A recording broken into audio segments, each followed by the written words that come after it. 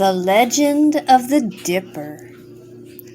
There had been no rain in the land for a very long time. It was so hot and dry that the flowers were drooping, the grass was parched and brown, and even the big, strong trees were dying. The water dried up in a creek and the rivers. The wells were dry, the fountains stopped bubbling, the cows, the dogs, the horses, the birds, and all of the people were so thirsty. Everyone felt uncomfortable and sick. There was one little girl whose mother grew very ill. "Oh," said the little girl, "if only I can find some water for my mother. I'm sure she'll be well again. I must find some water." So she took a tin dipper and started out in search of water.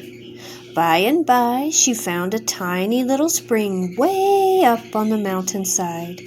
It was almost dry. The water dripped ever so slowly from under the rock.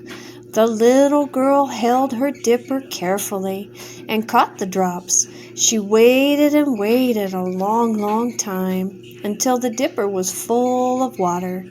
Then she started down the mountain, holding the dipper very careful, for she didn't want to spill a single drop. On the way, she passed a poor little dog. He could hardly drag himself along. He was panting for breath, and his tongue hung from his mouth because it was so dry and parched. "Oh, you poor little dog," said the little girl, "you're so thirsty. I can't pass you without giving you a few drops of water. If I give you just a little, there will still be enough for my mother." So the little girl poured some water into her hand and held it down for the little dog. He lapped it up quickly, and then he felt so much better that he frisked and barked and almost seemed to say, "Thank you, little girl." And although the girl didn't notice, her tin dipper had changed into a silver dipper and was just as full of water as it had been before. She thought about her mother and hurried along as fast as she could go. When she reached home, it was late in the afternoon, almost dark. The little girl pushed the door open and hurried up to her mother's room. When she came into the room, the old servant who had been working hard all day taking care of the sick woman came to the door. She was so tired and thirsty that she couldn't even speak to the little girl. "Do give her some water," said the mother. "She's worked hard all day, and she needs it much more than I do." So the little girl held the dipper to her lips, and the old servant drank some water. She felt stronger and better right away.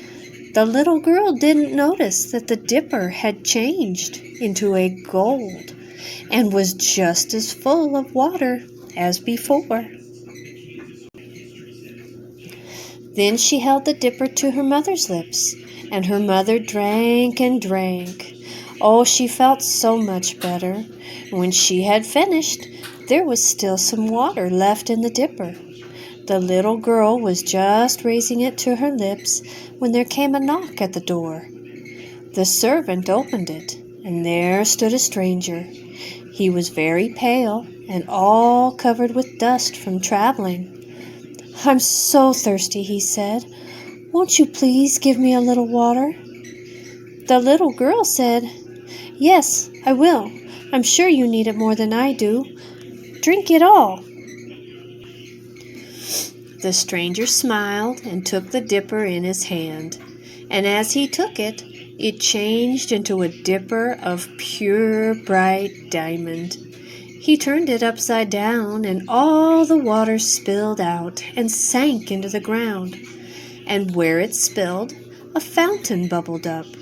The cool water flowed and splashed, enough for all the people and animals in the land to have all the water that they wanted to drink. As they watched the water, they forgot the stranger.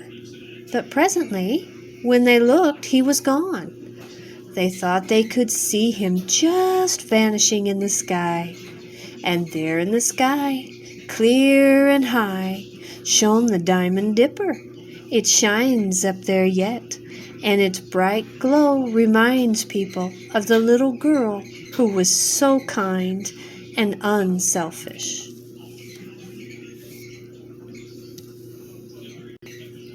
Thank you so much for watching and listening today. Please don't forget to hit that thumbs up button, and we'll see you next time. Bye!